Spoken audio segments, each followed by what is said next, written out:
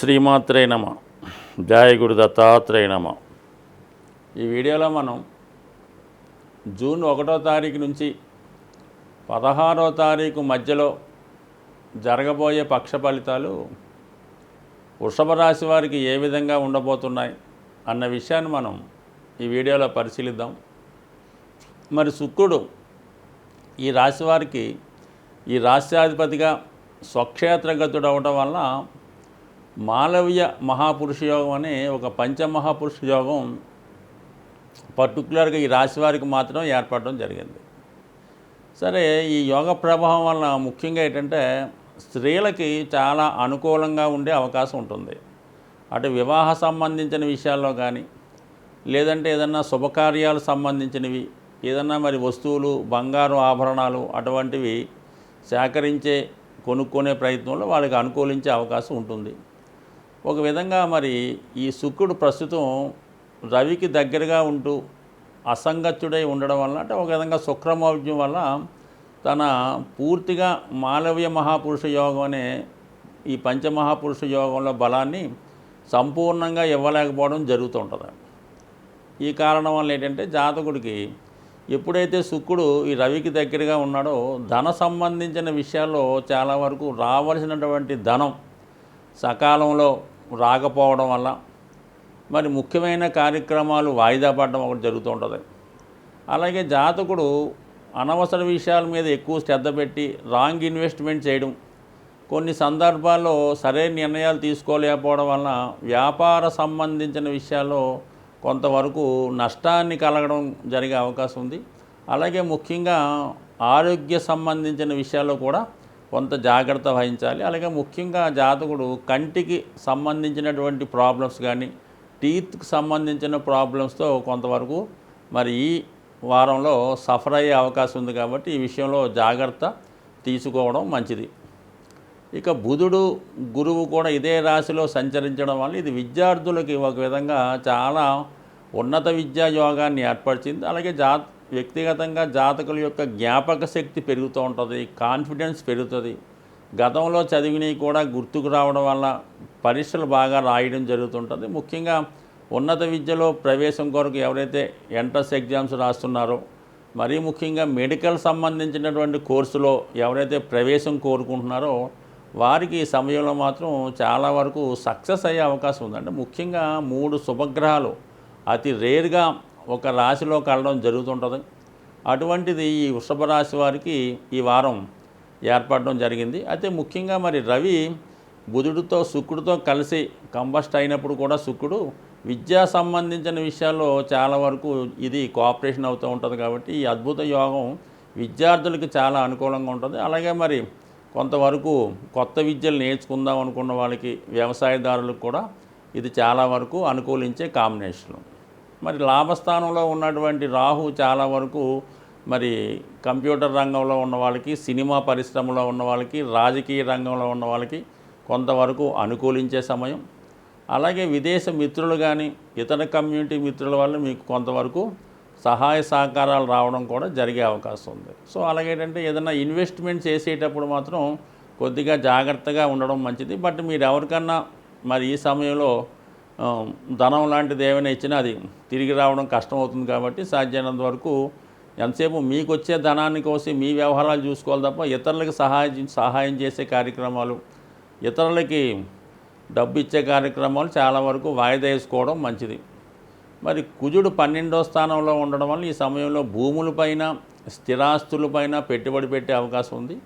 ఇక 7వ స్థానాధిపతిగా ఉన్నటువంటి కుజుడు వ్యయస్థాన సంచారం చేస్తున్న సందర్భంలో చాలా వరకు ఏంటంటే భార్యాభర్తల మధ్య విభేదాలు రావచ్చు. లేదంటే భార్యాభర్తల్లో ఎవరో ఒకరికి అనారోగ్యపరమైన సమస్యలు రావడం వల్ల వైవాహిక జీవితానికి సంబంధించినటువంటి వ్యవహారాలు కొంత ఎడబాటు, కొన్ని అనుకోని ధన వ్యయం లాంటివి జరిగే అవకాశం ఉంటుంది. అయితే వ్యవసాయ రంగంలో ఉన్న వాళ్ళకి, స్థిరాస్తి రంగంలో ఉన్న వాళ్ళకి ఇప్పుడు మంచి పెట్టుబడి పెట్టే సమయం పెట్టచ్చు. అది తర్వాత బాగుంటుంది. కానీ ప్రస్తుతానికి మాత్రం ఈ పార్ట్నర్స్తో ఏదైనా జాయింట్ వ్యవహారాల్లో మాత్రం జాగ్రత్తగా ఉండాలి. అన్నదమ్ముల వల్ల విభేదాలు రావచ్చు, అలాగే పార్ట్నర్స్ వల్ల నష్టాలు రావచ్చు. కాబట్టి ఈ విషయంలో జాగ్రత్తగా వ్యవహరించడం మంచిది. అంటే మరి వృత్తి సంబంధించిన విషయాల్లో శని దశమ స్థానంలో సంచరిస్తూ గురు నక్షత్రమైనటువంటి పూర్వభాద్ర మీదకి రావడం వల్ల చాలా వరకు మీకు మరి వ్యక్తిగతంగా చాలా సహనంగా ఓర్పుగా మరి చాలా కష్టపడి పనిచేసే స్వభావాన్ని జాతకుడికి రావడం జరుగుతుంటుంది.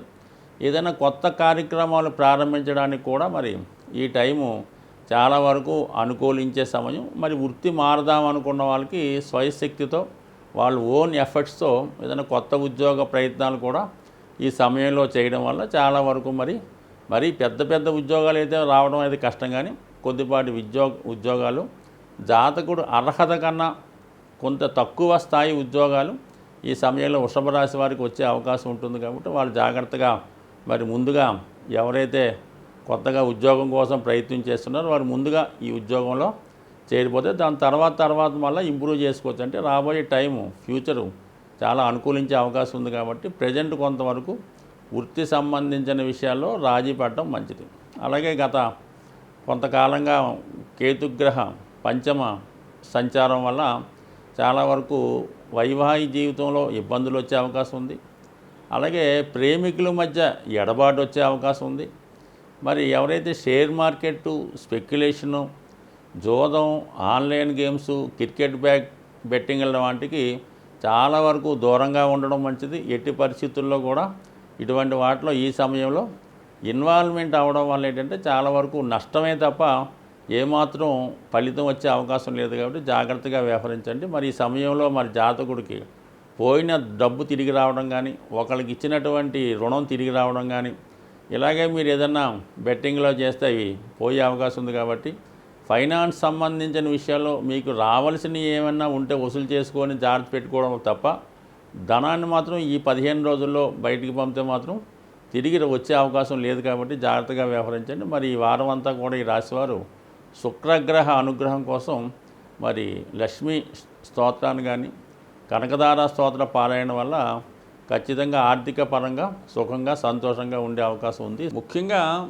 మనకి ఈ పక్షంలో వచ్చినటువంటి పండగలను ఒకసారి పరిశీలించినప్పుడు అన్ని రాశుల వారికి ముఖ్యంగా విశేషంగా ఈ పక్షంలో మనకి 6వ తారీఖు జూన్ 6వ తారీఖున ఆ రోజు అమావాస్య శనీశ్వర జయంతి జరుగుతుంది.